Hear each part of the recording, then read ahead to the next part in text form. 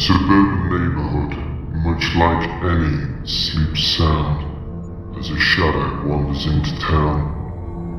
Unnoticed by the slumbering residents, they move from house to house, a rumbling, guttural growl as they make their selection.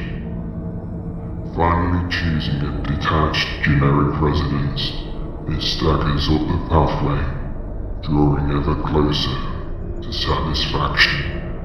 Its needs and desires hauling it to come, willing it to savor, to drain from its victims.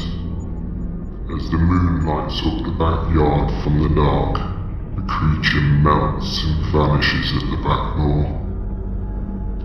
The morning arrives with an unexpected normality. Mrs. Jones gets up, goes out to the garage, and then starts preparing the family breakfast. The children happily trot off to school as mother waves them off, and Mr. Jones kisses his wife goodbye and leaves for his day at the office. As she closes the door, she stretches but stops and listens. A noise. She shrugs it off and continues to the kitchen to get a glass. The Joneses, like most middle-class families, have a second drinks fridge for when they're hosting and entertaining. As Mrs. Jones goes to the internal door for the garage, she hears another noise. A bang! Tensely, she goes out to the garage, looking all around her as she goes over to the fridge. As she reaches up to open the door of the fridge, her fingertips just touch the handle when the fridge shakes. She sighs and opens the door.